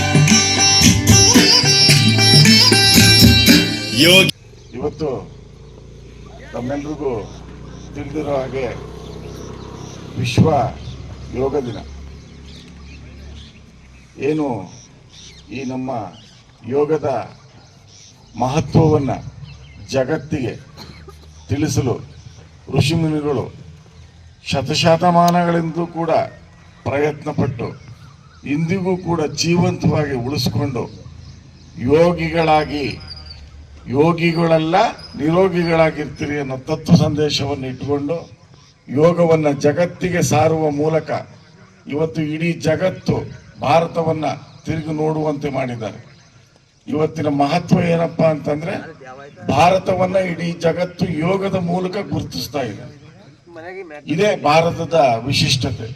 ಭಾರತದ ಸಂಸ್ಕೃತಿ ಪರಂಪರೆಯನ್ನ ಕಾಪಾಡಲಿಕ್ಕೆ ಏನು ಪ್ರತಿಯೊಬ್ಬರೂ ಕೂಡ ಕಟಿಬದ್ಧರಾಗಿ ಏನು ಕೆಲಸ ಮಾಡ್ತಾ ಇದ್ದಾರೋ ಅವರಿಗೆ ಇದೆಲ್ಲ ಒಂದು ಬುನಾದಿ ಇದ್ದಾಗೆ. ಪ್ರತಿಯೊಂದಕ್ಕೂ ಕೂಡ ನೋಡಿ, ಬೆಳಿಗ್ಗೆ ಎದ್ದು ಎಲ್ಲರೂ ಕೂಡ ನಮ್ಮ ಎಲ್ಲ ಜಂಜಾಟಗಳನ್ನ ಮರೆತು ಬಂದು ಯೋಗವನ್ನು ಒಂದು ಅರ್ಧ ಗಂಟೆ ಮಾಡೋ ಮೂಲಕ ನಮ್ಮ ದೇಹದ ಎಲ್ಲ ಆಯಾಸಗಳನ್ನ ಪರಿಹಾರ ಮಾಡಿಕೊಂಡು ಮನಸ್ಸನ್ನ ಶಾಂತ ಚಿತ್ತದಿಂದ ಇಟ್ಕೊಂಡು ನಮ್ಮ ದೈನಂದಿನ ಚಟುವಟಿಕೆಗಳಲ್ಲಿ ನಾವು ಭಾಗಿಯಾಗ್ಬೋದು. ಇಂಥ ಮಹತ್ವವನ್ನು ಸಾರಲಿಕ್ಕೆ ನಮ್ಮೆಲ್ಲರ ಸಮಾಜ ಸೇವಕರು ನಮ್ಮೆಲ್ಲರ ಹಿತಚಿಂತಕರಾದ ಮಲ್ಲಿಕಾರ್ಜುನ್ ಅವರು ಈ ಯೋಗವನ್ನು ಜನರಿಗೆ ಪರಿಚಯಿಸಬೇಕು, ನನ್ನ ತಾಲೂಕಿನ ಜನ ಆರೋಗ್ಯವಂತರಾಗಿರ್ಬೇಕು ಅಂತೇಳಿ ಅವರ ಬಹುತೇಕ ಎಲ್ಲ ವ್ಯವಸ್ಥೆಯನ್ನ ಇಂದು ಮಾಡೋದ್ರ ಜೊತೆಗೆ ಪ್ರತಿನಿತ್ಯ ಕೂಡ ಅವರು ಎಲ್ಲವನ್ನು ಕೂಡ ಒದಗಿಸ್ಕೊಡ್ತಾ ಇದ್ದಾರೆ. ಇದರಲ್ಲಿ ಯಾವುದೇ ಸ್ವಾರ್ಥ ಇಲ್ಲ. ಆರೋಗ್ಯ ವಿಶ್ವ ಯೋಗ ದಿನದ ಶುಭಾಶಯಗಳು. 21ನೇ ತಾರೀಕು ಜೂನ್ ಏನಕ್ಕೆ ಸೆಲೆಕ್ಟ್ ಮಾಡಿದ್ದಾರೆ ಅಂದ್ರೆ ದಿನ ಹೆಚ್ಚಾಗಿದೆ, ಹೆಚ್ಚಿನ ಸಮಯ ಇದೆ. ಹಾಗಾಗಿ ವಿಶ್ವ ಯೋಗ ದಿನ 21ನೇ ತಾರೀಕೆ ಆಯ್ಕೆ ಮಾಡಿದ್ದಾರೆ. ವರ್ಲ್ಡ್ ಆರ್ಗನೈಸೇಷನ್ ಸಂಸ್ಥೆ. ಡೈಲಿ ಯೋಗ ಮಾಡೋದ್ರಿಂದ ಬಾಡಿ ಮೈಂಡ್ ಆಕ್ಟಿವ್ ಆಗಿರುತ್ತೆ. ಈಗಿನ ಕಾಲದಲ್ಲೆಲ್ಲ ಒತ್ತಡ ಜಾಸ್ತಿ, ಕೆಲಸದ ಒತ್ತಡ ಇರ್ಬೋದು, ಯಾವ ಒತ್ತಡಗಳು ಸುಮಾರು ಇರ್ತವೆ. ಹಾಗಾಗಿ ಯೋಗ ಮಾಡೋದ್ರಿಂದ ಒತ್ತಡ ನಿವಾರಣೆ ಆಗುತ್ತೆ, ಆರೋಗ್ಯ ಚೆನ್ನಾಗಿರುತ್ತೆ, ಯಾವ ಕಾಯಿಲೆಗಳು ಬರೋದಿಲ್ಲ. ಸಣ್ಣ ಸಣ್ಣ ಪುಟ್ಟ ಕಾಯಿಲೆಗಳೆಲ್ಲ ನೀವೆಲ್ಲ ಕ್ಲಿನಿಕ್ ಹೋಗ್ತೀರಾ. ನನಗೆ ಗಾಡಿಲಿ ಹೋಗ್ಬೇಕಾದ್ರೆ ಕ್ಲಿನಿಕ್ ಮುಂದೆ ಜನ ನೋಡಿದ್ರೆ ನಗ ಬರುತ್ತೆ. ಮಂಡಿ ನೋವಿಗೆ ಬೆನ್ನು ನೋವಿಗೆ ಎಲ್ಲ ಸುಮ್ಮನೆ ಕ್ಲಿನಿಕ್ ಹೋಗಿ ನಿಂತಿರ್ತೀರಾ. ಅವರೆಲ್ಲ 500, 600, 1000 ರೂಪಾಯಿ ಬರೀತಾರೆ. ಅಷ್ಟಾಗುತ್ತೆ. ನೀವು ಡೈಲಿ ಯೋಗ ಮಾಡೋದ್ರಿಂದ ಹಾಸ್ಪಿಟ್ಲಿಗೆ ಹೋಗೋ ಅವಶ್ಯಕತೆನೇ ಇರಲ್ಲ. ಇಂದಿಗೆ ನಂದು 10 ವರ್ಷ ಕಂಪ್ಲೀಟ್ ಆಯ್ತು ಯೋಗ ಫೀಲ್ಡ್ಗೆ ಬಂದು. ನಾನು ಯಾವ ಹಾಸ್ಪಿಟ್ಲಿಗೆ ಹೋಗಿಲ್ಲ, ಯಾವ ಕ್ಲಿನಿಕ್ ಹೋಗಿಲ್ಲ, ಯಾವ ಟ್ಯಾಬ್ಲೆಟ್ ತಗೊಂಡಿಲ್ಲ, ಹೆಲ್ತಿ ಆಗಿದ್ದೀನಿ. ನೀವು ಅಷ್ಟೇ ಯೋಗ ಡೈಲಿ ಮಾಡೋದ್ರಿಂದ ಹಾಸ್ಪಿಟ್ಲಿಗೆ ಹೋಗೋ ಅವಶ್ಯಕತೆನೇ ಇರೋದಿಲ್ಲ. ಎಲ್ಲರಿಗೂ ಧನ್ಯವಾದಗಳು. ನ್ಯೂಸ್ ಸಂಗಮಕ್ಕಾಗಿ ಡಾಕ್ಟರ್ ಕೆ ನೀಲಕಂಠ, KR-ಪೇಟೆ. ಕೊನೆಯಲ್ಲಿ ಮತ್ತೊಮ್ಮೆ ಹೆಡ್ಲೈನ್ಸ್. ಕುಶಾಲನಗರ ಪಟ್ಟಣದ SDPI ಕಚೇರಿಯಲ್ಲಿ 17ನೇ ವರ್ಷದ ಸಂಸ್ಥಾಪನಾ ದಿನವನ್ನು ಆಚರಿಸಲಾಯಿತು. KR-ಪೇಟೆ ಪಟ್ಟಣದ JMFC ನ್ಯಾಯಾಲಯದ ಆವರಣದಲ್ಲಿ ಯೋಗ ಗುರು ಅಲ್ಲಮಪ್ರಭುರವರ ಮಾರ್ಗದರ್ಶನದಲ್ಲಿ ಸಾಮೂಹಿಕ ಯೋಗ ಪ್ರದರ್ಶನ ನಡೆಯಿತು. ಕರ್ನಾಟಕ ಪ್ರದೇಶ ಯುವ ಕಾಂಗ್ರೆಸ್ ರಾಜ್ಯಾಧ್ಯಕ್ಷರಾದ ಮಂಜುನಾಥ್ ಗೌಡರು ಕುಶಾಲನಗರ ತಾಲೂಕಿಗೆ ಭೇಟಿ ನೀಡಿದ ಸಂದರ್ಭ ಭವ್ಯ ಸ್ವಾಗತ ಕೋರಲಾಯಿತು.